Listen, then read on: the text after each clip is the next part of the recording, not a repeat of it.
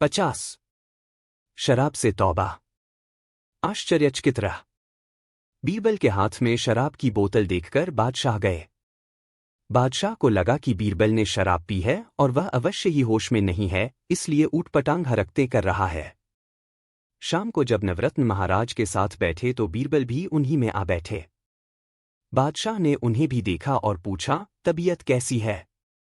बीरबल बोले, मेरी तबीयत खराब ही कब थी? यह सुनकर बादशाह बोले, यदि खराब नहीं थी तो क्यों शराब की बोतल बगल में दबाकर हमारे पूछने पर ऊटपटांग जवाब दे रहे थे?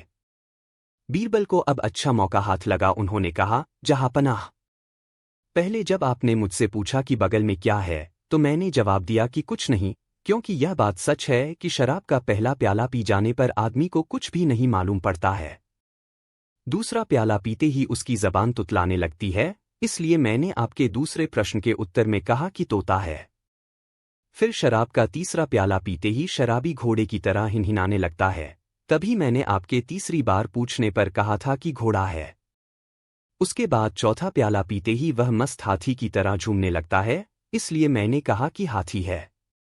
उसके बाद पांचवा प्याला पी लेने पर वह गधे के समान व्यवहार करने लग जाता है।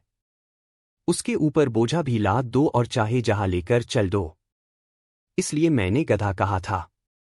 अब रहा छठा प्याला, इसे पीते ही मनुष्य अपनी सारी चेतना खो बैठता है, इसीलिए आखिर में मैंने बोतल हुजूर के सामने रख दी। यह सुनकर बादशाह अकबर बड़े प्रसन्न हुए। शराब की बातें चल रही थीं, इसलिए उसी वक्त बादशाह को शराब पीने की तलब महसूस हुई, क्योंकि यही वक्त उनके रोज शराब पीने का था।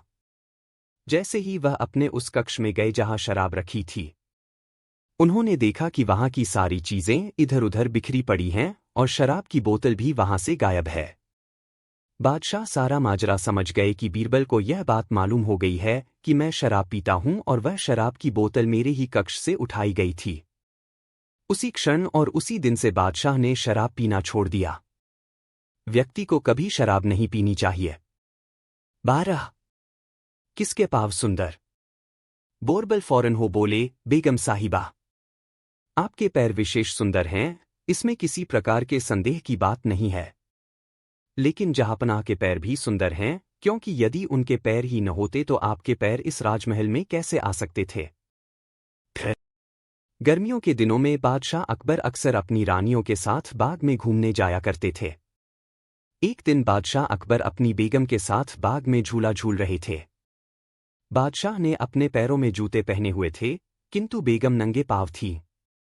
बेगम अपने पैरों को देख देखकर इतरा रही थी, क्योंकि उनके मुकाबले में बादशाह के पैर उतने खूबसूरत नहीं थे। बेगम ने बादशाह से कहा, महाराज, मेरे पाँव आपके पाँव से ज्यादा सुंदर हैं। बादशाह ने इस बात को मानने से इनकार कर दिया और कहा, मैं इस बात को नहीं मानता। इस प्रकार दोनों में अपने अपने पैरों को सुंदर बताने पर बहस हो गई। धीरे धीरे बेगम और बादशाह के बीच वाद विवाद इतना बढ़ गया कि उनकी आवाज सुनकर जनानखाने की नौकरानियां तक वहां आ गईं। बेगम ने अपने और बादशाह के पैरों की ओर संकेत करके नौकरानियों से पूछा, बोलो, हम दोनों में से किसके पैर अधिक सुंदर हैं? इस सवाल को सुनकर नौकरानियां सोच में पड़ गईं कि क्या जवाब दिया जाए। किसी एक के पैर को सुंदर बताने से दूसरा नाराज हो जाता और उन्हें दंडित भी कर सकता था। इस दुविधा में वे सभी कुछ कह नहीं पा रही थीं। 52। किसके पाँव सुंदर? संयोग से किसी कार्यवश बीरबल वहां आ गए। बेगम उन्हें देखकर बड़ी प्रसन्न हुई। उन्होंने अपने तथा बादशाह के पैरों में अधिक सुंदर पैर किसके हैं? बीरबल में पूछा। बीरबल ने तुरंत जवाब दिया, बेगम साहिबा, आपके पैर विशेष सुंदर है, इसमें किसी भी प्रकार के संदेह की बात नहीं है। लेकिन जहांपनाह के पैर भी सुंदर कहे जा सकते हैं, क्योंकि यदि इनके ही पैर न होते तो आपके सुंदर पैर इस राजमहल में कैसे आ सकते थे? बादशाह मन ही मन बीरबल की चालाकी भरी बातों की हेराफेरी से समझ गए कि उन्होंने बेगम को खुश करने के लिए ही ऐसी घुमा फिराकर बात कही है। बेगम तो अपने पैरों को सुंदर सुनना चाहती थी, लेकिन बीरबल ने बात को घुमाकर दोनों के पैर सुंदर बता दिए। वह भी प्रसन्न हो गईं। सबको चुप देखकर बादशाह ने एक नौकर को बुलाकर कहा, उचित निपटारा करने की खुशी में 100 जोड़े पुरस्कार स्वरूप लाकर दो। बादशाह ने नौकर से सबके सामने तो यह बात कही, पर आंख के इशारे से कहीं न जाकर केवल वहीं खड़े रहने को कहा। नौकर ने बादशाह की आज्ञा को स्वीकार करते हुए कहा, बहुत अच्छा, अभी लाता हूं जहांपनाह। लेकिन वह अपनी जगह से कहीं न हिला, ज्यों का त्यों खड़ा रहा। किसके पाव सुंदर। 53। बोरबल सारा माजरा समझ गए। वह तुरंत हो बोले, जहांपनाह, नौकर ने आपके मुंह पर जोड़े देना स्वीकार कर लिया, किंतु उसकी हरकतों से प्रतीत होता है कि उसकी देने की नियत नहीं है। यदि देने होते तो हुक्म पाते ही उसकी कार्यवाही में लग जाता। यह सुनकर बादशाह को अत्यधिक क्रोध आया और वे तिलमिलाकर बोले, बीरबल, तुम जबान संभालकर नहीं बोल सकते? तुम्हारे कहने का क्या मतलब है, ये बेअदबी क्यों कर रहे हो? बीरबल ने नम्र स्वर में कहा, हुजूर, मैंने कौन सी बेअदबी की? तुम मेरे मुंह पर जूते देने की बात कर रहे हो और अनजान बनकर पूछते हो कि कौन सी बेअदबी की, बादशाह ने क्रोधित स्वर में कहा। बीरबल ने पुनः नम्रतापूर्वक निवेदन किया, मैंने तो ऐसा नहीं कहा, आपने मुझे किस चीज के जोड़े देने को कहा है? बादशाह ने कहा, मेरा मतलब तो यह था कि नौकर तुम्हें 100 जोड़े कपड़े लाकर दे, फिर तुमने जूते का अर्थ कैसे लगाया? बीरबल बोले, जहांपनाह, जूते का अर्थ तो आपने ही लगाया है। आपने मेरे लिए जोड़े देने को नौकर से कहा और मैंने नौकर को देने के लिए स्वीकार करना आपको बताया। आपके मुंह पर का मतलब यह था कि आपके सामने न कि मुंह पर। बादशाह ने अपनी बात बदल दी, इसके साथ बीरबल ने भी वैसा ही किया। अतः बादशाह ने चुप रहना ही उचित समझा, क्योंकि बादशाह को अपनी गलती का एहसास हो गया था। जिसके बारे में जैसी सोच होती है वह वैसा ही नजर आता है। 66। जिद्दी बेटा। जब उसका पेट भर गया तो उसने चूसने से इनकार कर दिया। कुछ देर चुपचाप रहने के बाद उसने फिर रोना पीटना शुरू कर दिया। तब पूछने पर पता चला कि वह चूसी हुई गंडेरियों के छिलकों को जोड़कर पहले जैसा ही गन्ना पाना चाहता है। मैंने बहुत समझाया बुझाया, लेकिन उसकी समझ में कोई बात नहीं आई। लाचार होकर मैंने उसे बताया कि टूटा गन्ना दोबारा नहीं बन सकता। तब वह बोला कि जब तक इन्हें समूचा गन्ना नहीं बना दोगे तब तक मैं रोना नहीं छोड़ूंगा। अब भला आप ही बताइए कि मैं उसे कैसे बहला पाता। यह घटना सुनकर बादशाह बड़े आश्चर्यचकित हुए। वे बोले, सच है, बच्चे को खुश करना बड़ा ही कठिन काम है। बादशाह का गुस्सा शांत हो गया और वे बीरबल की विवशता समझ गए। बालहठ पूरा करना संभव नहीं है। 14। मूर्ख कौन? बीरबल की बातों को सुनकर मुल्ला कांप उठा। उसे अकबर बादशाह के नाराज होने का बड़ा ख्याल था, इसलिए नम्रतापूर्वक कहा, 10 अशरफिया दिलवा दो, बस फिर क्या था? वहां तो आज्ञा की देर थी। बादशाह अकबर और बीरबल में कुछ न कुछ मंत्रणा चलती रहती थी। एक बार बादशाह अकबर ने बीरबल से पूछा, दुनियादारी की बातों में कौन लोग चतुर होते हैं और कौन लोग मूर्ख होते हैं?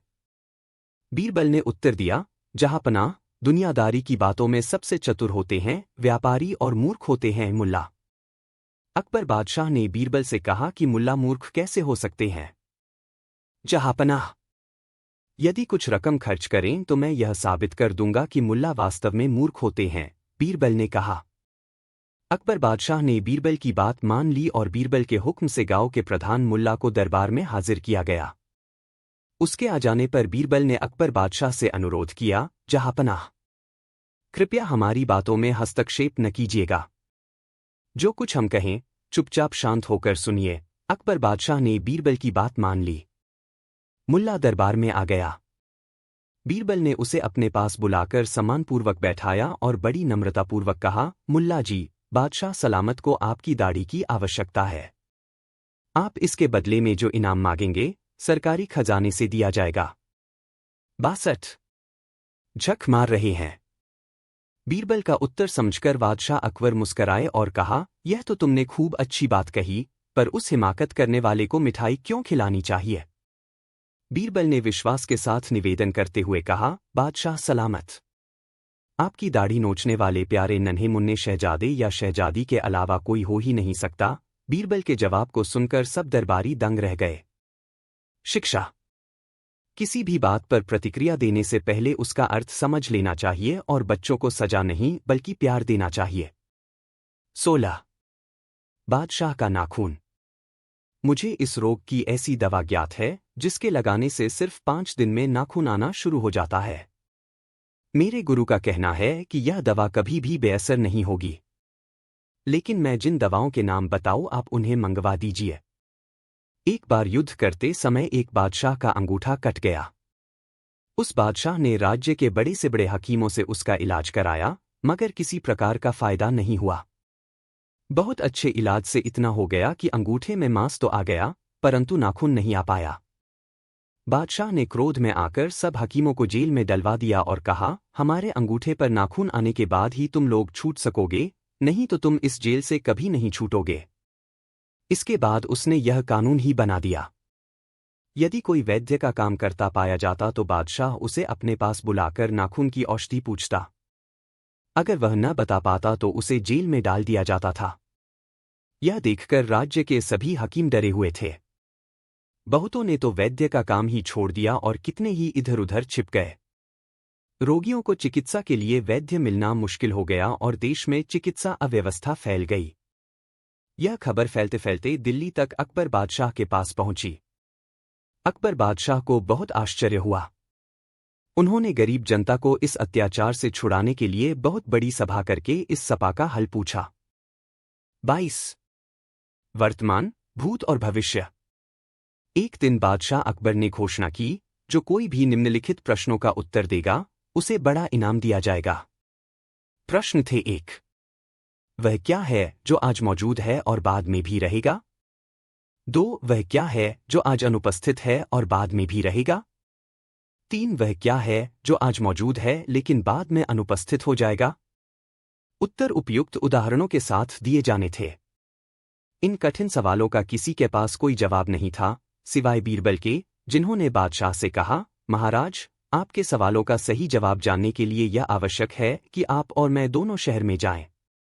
फिर बादशाह और बीरबल ने साधुओं का वेश धारण कर शहर के बाजार की ओर चल पड़े। बाजार में वे दोनों एक दुकान में घुसे। बीरबल ने दुकानदार से कहा, हमें 1000 रुपए चाहिए। बच्चों के लिए एक मदरसा बनाने का प्रस्ताव है।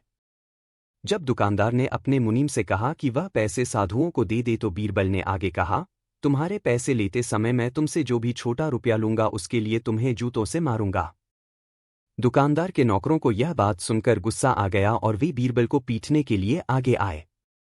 लेकिन दुकानदार ने उन्हें चुप रहने को कहा और कहा, मैं यह दंड लेने के लिए तैयार हूं, बशर्ते मुझे यह आश्वासन दिया जाए कि मेरे द्वारा दिया गया धन किसी उद्देश्य के लिए उपयोग किया जाएगा। इतना कहकर दुकानदार ने सिर नीचे किया और बीरबल से जूते मांगते हुए पूछा। बीरबल और बादशाह दोनों कुछ कहते हुए दुकान से चले गए। वे साथ साथ चल दिए और रास्ते में बीरबल चुप हो गया और बोला, देखा महाराज, इसका मतलब है कि दुकानदार को आज पैसे मिलेंगे और उसकी नेक नियत उसे इनाम दिलाएगी। 43 बीरबल की सलाह। एक दिन बीरबल अपने घर के बाहर बैठकर पान चबा रहे थे। तभी उनकी नजर बादशाह के एक नौकर पर पड़ी जो सड़क पर तेजी से चला जा रहा था। बीरबल ने उसे आवाज दी, अरे, तुम कहाँ जा रहे हो? और इतनी जल्दी में क्यों हो? सेवक ने कहा, महाराज ने मुझे 2 सेर चूना लाने को कहा है। बीरबल को कुछ संदेह हुआ और उसने पूछा, बादशाह ने जब तुम्हें चूना लाने को कहा था तो उस समय क्या कर रहे थे? खाने के बाद मैंने महाराज को एक पान दिया। उन्होंने उसे अपने मुंह में डाला और तुरंत मुझे 2 सेर चूना लाने का आदेश दिया। बीरबल ने कुछ देर सोचा और कहा, मूर्ख, तुमने ही उनके पान में अधिक चूना डाल दिया होगा और बादशाह का मुंह जल गया होगा। इसलिए तुम्हें दंड देने के लिए उन्होंने तुमसे 2 सेर चूना लाने को कहा है। अब मुझे पूरा विश्वास है कि वह तुम्हें इसे खाने पर मजबूर करेंगे। जैसे ही यह तुम्हारे पेट में पहुंचेगा, तुम मर जाओगे। नौकर बुरी तरह डर गया। हे भगवान, अब मैं क्या करूं? उसने पूछा। बीरबल ने कहा, देखो, घबराओ मत। जैसा मैं कहूं वैसा करो। देखो, मक्खन चूने का मारक है। मक्खन और चूने को बराबर मात्रा में मिला दो और चूना अपना असर खो देगा। इसलिए 1 सेर मक्खन में 1 सेर चूना मिला दो और फिर इसे बादशाह के पास ले जाओ। नौकर ने बीरबल के कहे अनुसार काम किया। बीरबल ने जो कहा था वह सच निकला। बादशाह ने नौकर से कहा कि वह सारा चूना खा ले। नौकर ने पूरा चूना खा लिया। लेकिन फिर भी वह अगले दिन अपने तय समय पर अपनी ड्यूटी पर पहुंच गया।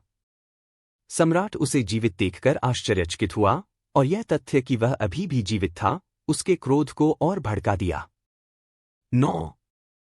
रेत को चीनी से कैसे अलग करें। एक दिन एक दरबारी हाथ में कांच का एक बर्तन लिए हुए दरबार में आया। सम्राट ने पूछा, उस बर्तन में क्या है? महाराज, यह रेत और चीनी का मिश्रण है, दरबारी ने उत्तर दिया। किस लिए? अकबर ने फिर पूछा। माफ कीजिए महाराज, दरबारी ने कहा। हम बीरबल की बुद्धि का परीक्षण करना चाहते हैं। हम चाहते हैं कि वह रेत से चीनी का एक एक दाना अलग करके दिखाए। देखो बीरबल, लगभग हर दिन तुम्हारे सामने एक नई चुनौती होती है, अकबर ने मुस्कुराते हुए कहा। तुम्हें रेत को घुलाए बिना उसमें से चीनी को अलग करना होगा। यह बहुत आसान है महाराज, बीरबल ने कहा। यह तो बच्चों का खेल है, बीरबल ने बर्तन उठाया और दरबार से बाहर चले गए। दरबारी भी उनके पीछे पीछे चले गए। बीरबल बगीचे में गए और रेत और चीनी के मिश्रण को आम के पेड़ के तने के चारों ओर जमीन पर बिखेर दिया। एक दरबारी ने पूछा, तुमने ऐसा क्यों किया? बीरबल ने कहा, कल तक हमें परिणाम पता चल जाएगा। अगले दिन वे बगीचे में आम के पेड़ के पास गए और देखा कि वहां सिर्फ रेत के कण पड़े थे। चीनी के कण पास की चींटी के टीले की असंख्य चींटियां अपने साथ ले गई थीं। कुछ चींटियां अभी भी चीनी के कण अपने टीले पर ले जाने में व्यस्त दिख रही थी। एक दरबारी ने पूछा, लेकिन सारी चीनी कहाँ गायब हो गई? अलग हो गए, बीरबल ने उसके कान में फुसफुसाया। वे सब हंस पड़े। यदि आप चीनी ढूंढना चाहते हैं तो बस चींटियों का पीछा करते हुए उनके घरों में चले जाइए, सम्राट ने कहा, और सभी दरबारी जोर जोर से हंसने लगे। सारी सृष्टि। अकबर बीरबल की कहानियां। 9. रेत को चीनी से कैसे अलग करें। एक दिन एक दरबारी हाथ में कांच का एक बर्तन लिए हुए दरबार में आया। सम्राट ने पूछा, उस बर्तन में क्या है? महाराज, यह रेत और चीनी का मिश्रण है, दरबारी ने उत्तर दिया। किस लिए? अकबर ने फिर पूछा। माफ कीजिए महाराज, दरबारी ने कहा। हम बीरबल की बुद्धि का परीक्षण करना चाहते हैं। हम चाहते हैं कि वह रेत से चीनी का एक एक दाना अलग करके दिखाए। देखो बीरबल, लगभग हर दिन तुम्हारे सामने एक नई चुनौती होती है, अकबर ने मुस्कुराते हुए कहा। तुम्हें रेत को घुलाए बिना उसमें से चीनी को अलग करना होगा। यह बहुत आसान है महाराज, बीरबल ने कहा। यह तो बच्चों का खेल है, बीरबल ने बर्तन उठाया और दरबार से बाहर चले गए। दरबारी भी उनके पीछे पीछे चले गए। बीरबल बगीचे में गए और रेत और चीनी के मिश्रण को आम के पेड़ के तने के चारों ओर जमीन पर बिखेर दिया। एक दरबारी ने पूछा, तुमने ऐसा क्यों किया? बीरबल ने कहा, कल तक हमें परिणाम पता चल जाएगा। अगले दिन वे बगीचे में आम के पेड़ के पास गए और देखा कि वहां सिर्फ रेत के कण पड़े थे। चीनी के कण पास की चींटी के टीले की असंख्य चींटियां अपने साथ ले गई थीं। कुछ चींटियां अभी भी चीनी के कण अपने टीले पर ले जाने में व्यस्त दिख रही थीं। एक दरबारी ने पूछा, लेकिन सारी चीनी कहाँ गायब हो गई? अलग हो गए, बीरबल ने उसके कान में फुसफुसाया। वे सब हंस पड़े। यदि आप चीनी ढूंढना चाहते हैं तो बस चींटियों का पीछा करते हुए उनके घरों में चले जाइए, सम्राट ने कहा, और सभी दरबारी जोर जोर से हंसने लगे। 10. एक जादुई धुन में। आली जहा, मैं अपनी बहन को लेने नहीं, एक विनती लेकर आया हूं, बादशाह ने कहा। फरमाइए, पूरी तरह से आपकी विनती को सुना जाएगा। यह सुनकर साले साहब ने अंदर ही अंदर खुश होकर कहा, एक बार आपने कहा था कि अगर बीरबल जैसी काबिलियत का कोई मुसलमान हो तो हम बीरबल की जगह उसे दे सकते हैं। बादशाह ने कहा, बेशक, हम आज भी यही कहते हैं। साले साहब ने गर्व भरे अंदाज में कहा, जहांपनाह, मेरी परीक्षा ले लीजिए। अगर मैं खरा उतरूं तो मुझे बीरबल के पद पर चुन लीजिए। बादशाह अपने साले की बात सुनकर थोड़ा हंसे, फिर बेगम की तरफ देखते हुए बोले, साले साहब, अगर आप परीक्षा में खरे उतरे तो हम यह विश्वास दिलाते हैं कि आपको दीवान का पद दे देंगे। उसी समय बादशाह ने कुछ विचार करते हुए अपनी कनीज को कोयले की डली लाने का हुक्म दिया। वह कनीज कोयले की डली को एक बहुत ही सुंदर रकाबी में रखकर बादशाह के सामने उपस्थित हुई। बादशाह वह कोयले की डली अपने साले साहब को देते हुए बोले, साले साहब, अगर आप 3 दिन के अंदर अंदर इस कोयले की डली को 10,000 अशरफी में किसी को भी बेच आए तो हम आपको बीरबल से ज्यादा होशियार समझेंगे। यही आपकी परीक्षा है। बादशाह की बात सुनकर साले साहब बड़े असमंजस में पड़ गए और अपने घर चले गए। वह मन ही मन कहने लगे, या अल्लाह, इस कोयले के बदले तो कोई एक अशरफी भी नहीं देगा। भला यह 10,000 अशरफी में कैसे बिक सकता है? मैं इस परीक्षा को कैसे पूरा करूं? बादशाह ने बीरबल को अपने से जुदा न करने के लिए ही ऐसी योजना बनाई है। लेकिन बीरबल भी इस कोयले को 10,000 अशरफी में बेच नहीं सकता। क्यों न मैं बादशाह के पास जाकर इस बात को कहूं? इस प्रकार सोच विचार कर 3 दिन बाद वह बादशाह के सामने जाकर हारे हुए अंदाज में बोला, हुजूर, गुस्ताखी माफ हो। इस कोयले के 10,000 अशरफी कोई नहीं दे सकता। यह तो एक अशरफी का भी नहीं है। तब बादशाह ने हंसते हुए कहा, घबराने की कोई बात नहीं, आप दरबार में तशरीफ लाइए। आगे की बात दरबार में सबके सामने होगी। एक जादुई धुन में 11 उतरे हुए चेहरे के साथ साले साहब दरबार में पहुंचे। सभी दरबारी उनको बहुत अधिक दुखी देख उनके दुख का कारण पूछने लगे, तो साले साहब ने अपना सिर चकराने का बहाना बनाया। तभी बादशाह अकबर दरबार में तशरीफ लाए। दरबार के जरूरी कार्यों को निपटाकर बादशाह ने अपने साले साहब की तरफ देखकर इशारा किया। तब इशारा समझकर साले साहब ने एक दरबारी को वह कोयले की डली देकर बादशाह के सामने पेश करने को कहा। विशेष दरबारी ने कोयले की डली बादशाह के सामने पेश कर दी। बादशाह उस कोयले की डली की ओर इशारा करते हुए बीरबल से बोले, बीरबल, तुम इस कोयले को कितने दाम में बेच सकते हो? जितने में आप चाहेंगे जहांपनाह, उतने ही मैं बेच दूंगा, बीरबल ने तपाक से उत्तर दिया। बादशाह ने कहा, मैं इसे 10,000 अशरफी में बेचना चाहता हूं। बीरबल ने जो हुक्म कहकर वह डली ले ली। बादशाह ने फिर कहा, बीरबल, आपको यह सबूत भी लाना होगा कि फलां जगह और फलां आदमी को इसको बेचा। बीरबल ने यह भी मंजूर कर लिया और अपने स्थान पर बैठ गए। दरबार से लौटकर बीरबल ने एक दर्जी को मखमल का ढीला कुर्ता पाजामा और टोपी सिलने का आदेश दिया। एक नौकर से कोयले की डली को काफी बारीक पिसवाया। कोयले के चूर्ण को एक खूबसूरत जवाहरात की डिब्बी में रखा। उसके बाद उस डिब्बी को एक सोने की डिब्बी के अंदर रखा। उसके बाद उस डिब्बी को एक बड़ी चांदी की डिब्बी के अंदर रखा।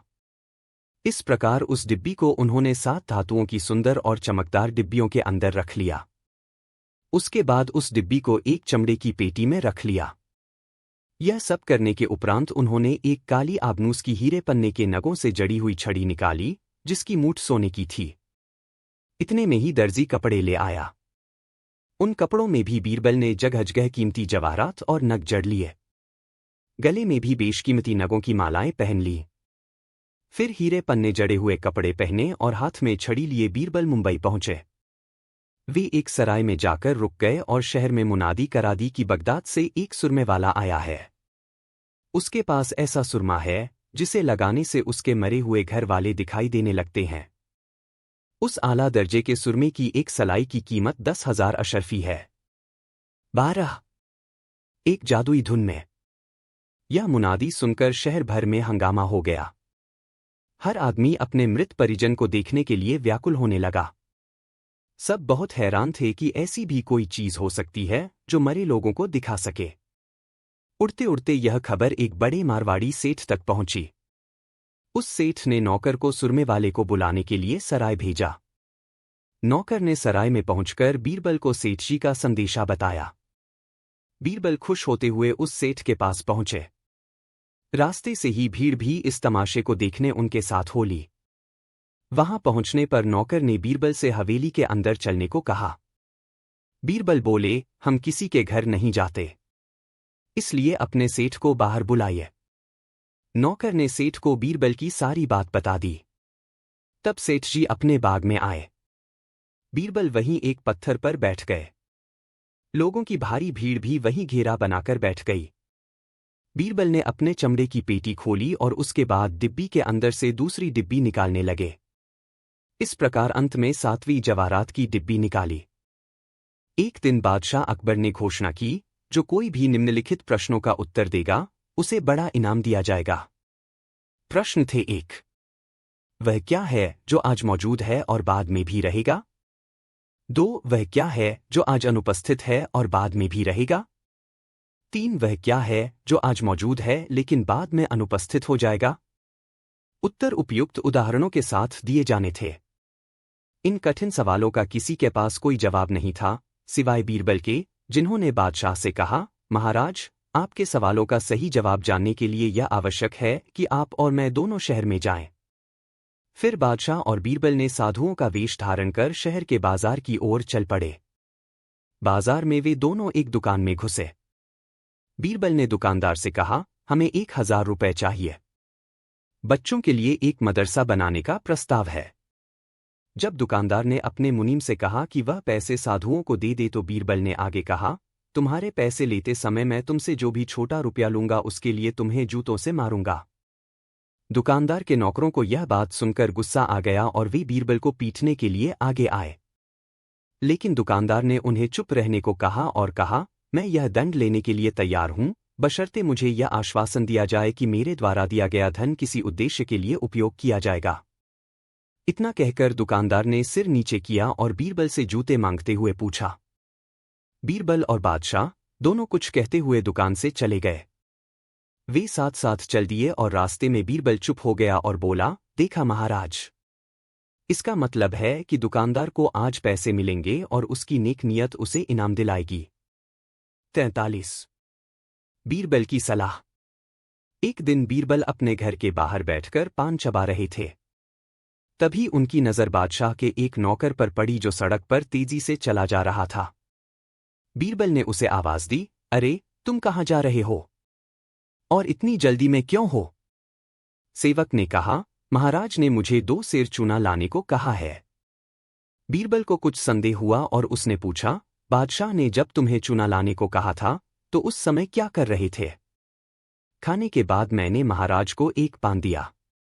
उन्होंने उसे अपने मुंह में डाला और तुरंत मुझे 2 सेर चूना लाने का आदेश दिया। बीरबल ने कुछ देर सोचा और कहा, मूर्ख, तुमने ही उनके पान में अधिक चूना डाल दिया होगा और बादशाह का मुंह जल गया होगा।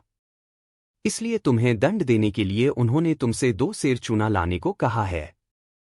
अब मुझे पूरा विश्वास है कि वह तुम्हें इसे खाने पर मजबूर करेंगे। जैसे ही यह तुम्हारे पेट में पहुंचेगा, तुम मर जाओगे। नौकर बुरी तरह डर गया। हे भगवान, अब मैं क्या करूं? उसने पूछा। बीरबल ने कहा, देखो, घबराओ मत। जैसा मैं कहूं वैसा करो। देखो, मक्खन चूने का मारक है। मक्खन और चूने को बराबर मात्रा में मिला दो और चूना अपना असर खो देगा। इसलिए 1 सेर मक्खन में 1 सेर चूना मिला दो और फिर इसे बादशाह के पास ले जाओ। नौकर ने बीरबल के कहे अनुसार काम किया। बीरबल ने जो कहा था वह सच निकला। बादशाह ने नौकर से कहा कि वह सारा चूना खा ले। नौकर ने पूरा चूना खा लिया। लेकिन फिर भी वह अगले दिन अपने तय समय पर अपनी ड्यूटी पर पहुंच गया। सम्राट उसे जीवित देखकर आश्चर्यचकित हुआ और यह तथ्य कि वह अभी भी जीवित था उसके क्रोध को और भड़का दिया।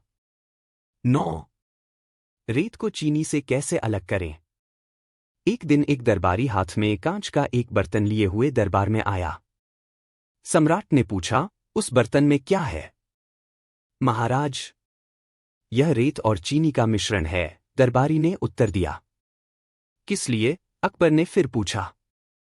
माफ कीजिए महाराज, दरबारी ने कहा। हम बीरबल की बुद्धि का परीक्षण करना चाहते हैं। हम चाहते हैं कि वह रेत से चीनी का एक एक दाना अलग करके दिखाए। देखो बीरबल, लगभग हर दिन तुम्हारे सामने एक नई चुनौती होती है, अकबर ने मुस्कुराते हुए कहा। तुम्हें रेत को घुलाए बिना उसमें से चीनी को अलग करना होगा। यह बहुत आसान है, महाराज, बीरबल ने कहा। यह तो बच्चों का खेल है। बीरबल ने बर्तन उठाया और दरबार से बाहर चले गए। दरबारी भी उनके पीछे पीछे चले गए। बीरबल बगीचे में गए और रेत और चीनी के मिश्रण को आम के पेड़ के तने के चारों ओर जमीन पर बिखेर दिया। एक दरबारी ने पूछा, तुमने ऐसा क्यों किया? बीरबल ने कहा, कल तक हमें परिणाम पता चल जाएगा। अगले दिन वे बगीचे में आम के पेड़ के पास गए और देखा कि वहां सिर्फ रेत के कण पड़े थे। चीनी के कण पास की चींटी के टीले की असंख्य चींटियां अपने साथ ले गई थीं। कुछ चींटियां अभी भी चीनी के कण अपने टीले पर ले जाने में व्यस्त दिख रही थीं। एक दरबारी ने पूछा, लेकिन सारी चीनी कहाँ गायब हो गई? अलग हो गए, बीरबल ने उसके कान में फुसफुसाया। वे सब हंस पड़े। यदि आप चीनी ढूंढना चाहते हैं तो बस चींटियों का पीछा करते हुए उनके घरों में चले जाइए, सम्राट ने कहा और सभी दरबारी जोर जोर से हंसने लगे। सारी सृष्टि। अकबर बीरबल की कहानियां। 9। रेत को चीनी से कैसे अलग करें? एक दिन एक दरबारी हाथ में कांच का एक बर्तन लिए हुए दरबार में आया। सम्राट ने पूछा, उस बर्तन में क्या है? महाराज, यह रेत और चीनी का मिश्रण है, दरबारी ने उत्तर दिया। किस लिए? अकबर ने फिर पूछा। माफ कीजिए महाराज, दरबारी ने कहा। हम बीरबल की बुद्धि का परीक्षण करना चाहते हैं। हम चाहते हैं कि वह रेत से चीनी का एक एक दाना अलग करके दिखाए। देखो बीरबल, लगभग हर दिन तुम्हारे सामने एक नई चुनौती होती है, अकबर ने मुस्कुराते हुए कहा। तुम्हें रेत को घुलाए बिना उसमें से चीनी को अलग करना होगा। यह बहुत आसान है, महाराज, बीरबल ने कहा। यह तो बच्चों का खेल है, बीरबल ने बर्तन उठाया और दरबार से बाहर चले गए। दरबारी भी उनके पीछे पीछे चले गए। बीरबल बगीचे में गए और रेत और चीनी के मिश्रण को आम के पेड़ के तने के चारों ओर जमीन पर बिखेर दिया। एक दरबारी ने पूछा, तुमने ऐसा क्यों किया? बीरबल ने कहा, कल तक हमें परिणाम पता चल जाएगा। अगले दिन वे बगीचे में आम के पेड़ के पास गए और देखा कि वहां सिर्फ रेत के कण पड़े थे। चीनी के कण पास की चींटी के टीले की असंख्य चींटियां अपने साथ ले गई थीं। कुछ चींटियां अभी भी चीनी के कण अपने टीले पर ले जाने में व्यस्त दिख रही थीं। एक दरबारी ने पूछा, लेकिन सारी चीनी कहाँ गायब हो गई? अलग हो गए, बीरबल ने उसके कान में फुसफुसाया। वे सब हंस पड़े। यदि आप चीनी ढूंढना चाहते हैं तो बस चींटियों का पीछा करते हुए उनके घरों में चले जाइए, सम्राट ने कहा और सभी दरबारी जोर जोर से हंसने लगे। 10। एक जादुई धुन में। आली जहा। मैं अपनी बहन को लेने नहीं, एक विनती लेकर आया हूं, बादशाह ने कहा। फरमाइए, पूरी तरह से आपकी विनती को सुना जाएगा। यह सुनकर साले साहब ने अंदर ही अंदर खुश होकर कहा, एक बार आपने कहा था कि अगर बीरबल जैसी काबिलियत का कोई मुसलमान हो तो हम बीरबल की जगह उसे दे सकते हैं। बादशाह ने कहा, बेशक, हम आज भी यही कहते हैं। साले साहब ने गर्व भरे अंदाज में कहा, जहांपनाह, मेरी परीक्षा ले लीजिए। अगर मैं खरा उतरूं तो मुझे बीरबल के पद पर चुन लीजिए। बादशाह अपने साले की बात सुनकर थोड़ा हंसे, फिर बेगम की तरफ देखते हुए बोले, साले साहब, अगर आप परीक्षा में खरे उतरे तो हम यह विश्वास दिलाते हैं कि आपको दीवान का पद दे देंगे। उसी समय बादशाह ने कुछ विचार करते हुए अपनी कनीज को कोयले की डली लाने का हुक्म दिया। वह कनीज कोयले की डली को एक बहुत ही सुंदर रकाबी में रखकर बादशाह के सामने उपस्थित हुई। बादशाह वह कोयले की डली अपने साले साहब को देते हुए बोले, साले साहब, अगर आप 3 दिन के अंदर अंदर इस कोयले की डली को 10,000 अशरफी में किसी को भी बेच आए तो हम आपको बीरबल से ज्यादा होशियार समझेंगे। यही आपकी परीक्षा है। बादशाह की बात सुनकर साले साहब बड़े असमंजस में पड़ गए और अपने घर चले गए। वह मन ही मन कहने लगे, या अल्लाह, इस कोयले के बदले तो कोई एक अशरफी भी नहीं देगा। भला यह 10,000 अशरफी में कैसे बिक सकता है? मैं इस परीक्षा को कैसे पूरा करूं? बादशाह ने बीरबल को अपने से जुदा न करने के लिए ही ऐसी योजना बनाई है। लेकिन बीरबल भी इस कोयले को 10,000 अशरफी में बेच नहीं सकता। क्यों न मैं बादशाह के पास जाकर इस बात को कहूं? इस प्रकार सोच विचार कर 3 दिन बाद वह बादशाह के सामने जाकर हारे हुए अंदाज में बोला, हुजूर, गुस्ताखी माफ हो। इस कोयले के 10,000 अशरफी कोई नहीं दे सकता। यह तो एक अशरफी का भी नहीं है। तब बादशाह ने हंसते हुए कहा, घबराने की कोई बात नहीं, आप दरबार में तशरीफ लाइए। आगे की बात दरबार में सबके सामने होगी। एक जादुई धुन में। 11। उतरे हुए चेहरे के साथ साले साहब दरबार में पहुंचे। सभी दरबारी उनको बहुत अधिक दुखी देख उनके दुख का कारण पूछने लगे, तो साले साहब ने अपना सिर चकराने का बहाना बनाया। तभी बादशाह अकबर दरबार में तशरीफ लाए। दरबार के जरूरी कार्यों को निपटाकर बादशाह ने अपने साले साहब की तरफ देखकर इशारा किया। तब इशारा समझकर साले साहब ने एक दरबारी को वह कोयले की डली देकर बादशाह के सामने पेश करने को कहा। विशेष दरबारी ने कोयले की डली बादशाह के सामने पेश कर दी। बादशाह उस कोयले की डली की ओर इशारा करते हुए बीरबल से बोले, बीरबल, तुम इस कोयले को कितने दाम में बेच सकते हो? जितने में आप चाहेंगे जहांपनाह, उतने ही मैं बेच दूंगा, बीरबल ने तपाक से उत्तर दिया। बादशाह ने कहा, मैं इसे 10,000 अशरफी में बेचना चाहता हूं। बीरबल ने जो हुक्म कहकर वह डली ले ली। बादशाह ने फिर कहा, बीरबल, आपको यह सबूत भी लाना होगा कि फलां जगह और फलां आदमी को इसको बेचा। बीरबल ने यह भी मंजूर कर लिया और अपने स्थान पर बैठ गए। दरबार से लौटकर बीरबल ने एक दर्जी को मखमल का ढीला कुर्ता पाजामा और टोपी सिलने का आदेश दिया। एक नौकर से कोयले की डली को काफी बारीक पिसवाया। कोयले के चूर्ण को एक खूबसूरत जवाहरात की डिब्बी में रखा। उसके बाद उस डिब्बी को एक सोने की डिब्बी के अंदर रखा। उसके बाद उस डिब्बी को एक बड़ी चांदी की डिब्बी के अंदर रखा। इस प्रकार उस डिब्बी को उन्होंने 7 धातुओं की सुंदर और चमकदार डिब्बियों के अंदर रख लिया। उसके बाद उस डिब्बी को एक चमड़े की पेटी में रख लिया। यह सब करने के उपरांत उन्होंने एक काली आबनूस की हीरे पन्ने के नगों से जड़ी हुई छड़ी निकाली, जिसकी मूठ सोने की थी। इतने में ही दर्जी कपड़े ले आया। उन कपड़ों में भी बीरबल ने जगह जगह कीमती जवाहरात और नग जड़ लिए।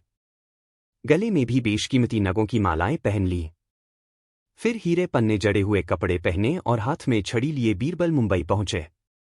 वे एक सराय में जाकर रुक गए और शहर में मुनादी करा दी कि बगदाद से एक सुरमे वाला आया है। उसके पास ऐसा सुरमा है जिसे लगाने से उसके मरे हुए घर वाले दिखाई देने लगते हैं।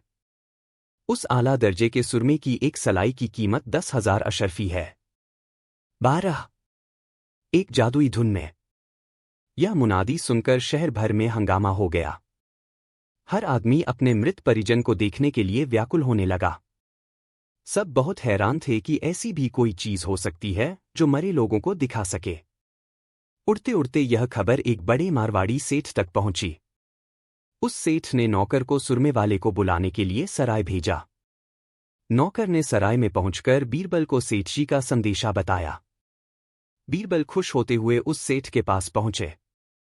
रास्ते से ही भीड़ भी इस तमाशे को देखने उनके साथ हो ली। वहां पहुंचने पर नौकर ने बीरबल से हवेली के अंदर चलने को कहा। बीरबल बोले, हम किसी के घर नहीं जाते, इसलिए अपने सेठ को बाहर बुलाइए। नौकर ने सेठ को बीरबल की सारी बात बता दी। तब सेठ जी अपने बाग में आए। बीरबल वहीं एक पत्थर पर बैठ गए। लोगों की भारी भीड़ भी वहीं घेरा बनाकर बैठ गई।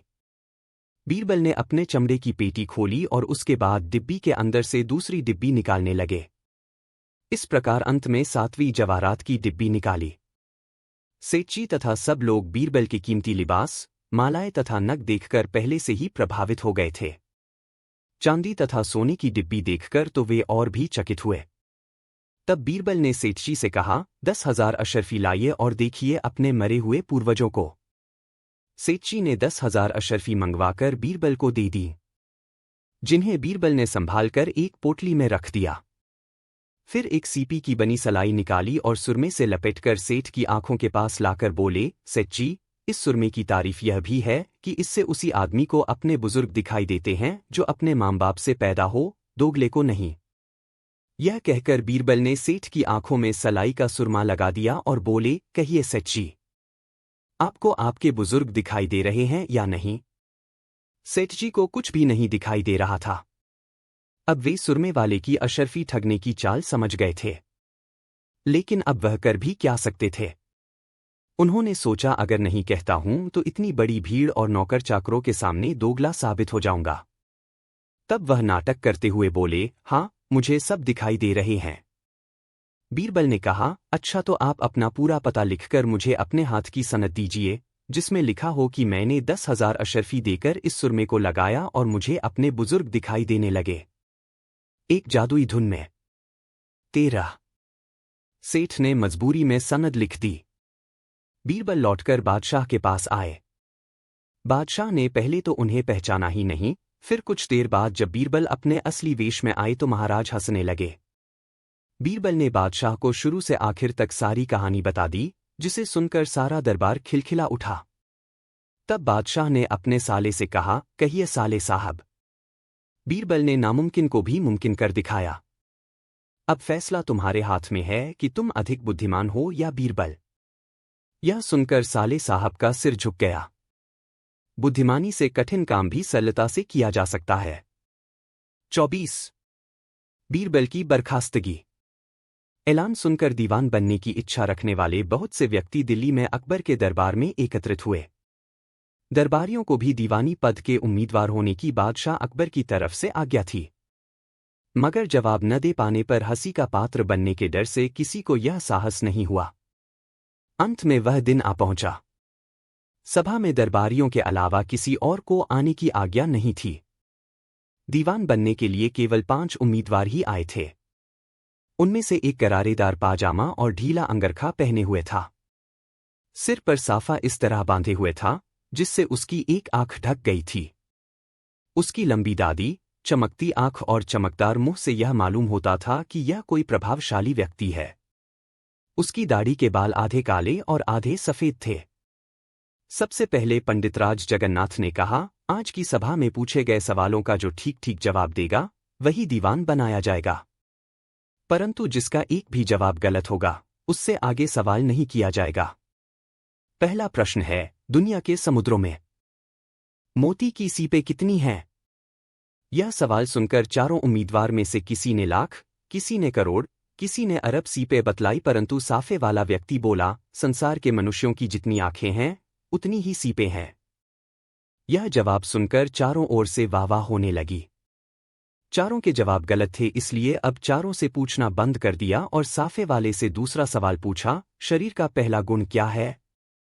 साफे वाले बूढ़े ने कहा, आरोग्यता। इसके पश्चात नवाब अब्दुल रहीम खानखाना ने पूछा, सबसे बढ़कर शस्त्र क्या है? दाढ़ी वाले बूढ़े उम्मीदवार ने कहा, बुद्धि ही सबसे श्रेष्ठ शस्त्र है। राजा टोडरमल ने पूछा, अगर चीनी और रेत मिल जाए तो जल में डालने के अलावा उनको अलग अलग करने का और क्या उपाय है? उनको पृथ्वी पर फैला दिया जाए, चीनी को चींटियां उठा ले जाएंगी और रेत पड़ी रह जाएगी। उम्मीदवार ने जवाब दिया, विशेष रूप से तुमसे बछड़े की बदबू आ रही है। बीरबल की बर्खास्तगी। 25। नवाब खानखाना ने 5वां सवाल किया, क्या तुम समुद्र का पानी पी सकते हो? आप समुद्र में गिरने वाली सब नदियों का पानी गिरना बंद करवा दें तो मैं समुद्र का पानी पी सकता हूं, दाढ़ी वाले ने जवाब दिया। पंडित जगन्नाथ ने 6ठा सवाल किया, चिता के बिना आदमी किससे जलता है? साफे वाले उम्मीदवार ने जवाब में कहा, चिंता से। सबसे नीच कारोबार क्या है? टोडरमल ने 7वां सवाल किया। उम्मीदवार बोला, भिक्षा का कारोबार। ऐसे उत्तर सुनकर सभी लोग आश्चर्य में डूब गए और साफे वाले की प्रशंसा करने लगे। यदि उपस्थित सभी सभासदों और महाराज में से कोई भी मेरे एक सवाल का जवाब दे देगा तो मैं उसकी बहुत कृपा मानूंगा, साफे वाले बूढ़े ने कहा। यह सुनकर सभी दरबारी बोल उठे, खुशी से पूछिए। किवाड़ के खोलने तथा बंद करने के समय जो चू-चू की आवाज आती है, उसका क्या अर्थ है? कोई भी इस सवाल का जवाब नहीं दे पाया। अकबर बादशाह उसकी बुद्धि से बहुत खुश हुए और अपने मन में यह मान लिया कि उन्हें बीरबल के समान योग्य दीवान मिल गया है। फिर अकबर बादशाह ने कहा, मैंने बीरबल को दीवान के पद से हटा दिया, वह न जाने किधर चले गए। मैंने उसको बहुत खोजा, परंतु उसका कहीं पता नहीं चला, इसलिए मुझे दूसरा योग्य दीवान ढूंढने की जरूरत पड़ी। यदि मुझको यह पता होता कि बीरबल कहाँ है तो मैं उनको बुलवाने की अवश्य कोशिश करता। जहाँपना, अगर आपने उनको ढूंढने के लिए सच्चे दिल से कोशिश की होती तो वह अवश्य मिलते, नए दीवान ने नम्रता के साथ कहा। अकबर बादशाह बोले, नहीं, जहां तक मुझसे हो सका मैंने उनको ढूंढने में कोई कसर नहीं छोड़ी। जब बहुत ढूंढने के बाद भी नहीं मिले तब नए और बुद्धिमान दीवान को खोजने के लिए मजबूर होना पड़ा। 26। बीरबल की बर्खास्तगी। जहाँपनाह। अब यदि वह आपसे आ मिले तो आप उसको रखेंगे या नहीं? नए दीवान ने पूछा। अकबर बादशाह बोले, हाँ, अवश्य रखूंगा। मैं तो उनको बुलाने के लिए बड़ा बेचैन हो रहा हूं। उसका पता ठिकाना मैं जानता हूं, नए दीवान ने कहा। इस पर अकबर बादशाह बोले, तुम उसे कैसे जानते हो? यदि तुम उनका पता ठिकाना बता दोगे तो मैं तुम्हारा बहुत आभारी रहूंगा। नए दीवान ने अच्छे से जान लिया कि अकबर बादशाह बीरबल को वापस बुलाना चाहते हैं। इसलिए उसने अकबर को प्रसन्न करने के लिए अपना साफा ऊंचा उठाकर अपनी ढकी हुई आंख बाहर निकाली। ढीला अंगरखा और गरारेदार पाजामा उतारकर अलग फेंक दिया। दाढ़ी खींचकर दूर फेंक दी और बीरबल के रूप में प्रकट हो गया। बीरबल को देखकर सब लोग बहुत खुश हुए। अकबर बादशाह की खुशी का ठिकाना नहीं रहा। चारों ओर से वाह-वाह की आवाजें आने लगीं। अकबर बादशाह के पूछने पर बीरबल बोले, आपके पास से चले जाने के बाद 1 माह तक घर में छिपकर बैठा रहा। कभी कभी रात में और कभी कभी दिन में भेष बदलकर बाहर निकला करता था। रात के समय प्रायः मैं चोरों को पकड़ा करता था, परंतु मुझको कोई नहीं पहचान पाता था। जब मुझको यह यकीन हो गया कि मेरे गुप्त भेष में मुझको कोई नहीं पहचान सकता, तब मैं दरबार में आने लगा और यहाँ का रंगढंग देखने लगा। इस तरह पद की उम्मीदवारी का पता लगते ही मैं यहाँ आ पहुंचा। यह सुनकर अकबर बादशाह बहुत खुश हुए। जो वस्त्र नए दीवान के लिए मंगवाए थे, बीरबल को देकर उन्हें फिर से पद पर नियुक्त कर दिया। बीरबल के फिर पद पर आने से प्रजा को अत्यधिक प्रसन्नता हुई। शिक्षा। व्यक्ति की योग्यता पदच्युत व्यक्ति को अपना पद व सम्मान वापस दिला देती है। 5. धूर्त साहूकार। यह शर्त सुनकर रामशरण सोच में पड़ गया। वह हरमोहन के इसी प्रकार के कई निर्दयतापूर्ण कारनामों के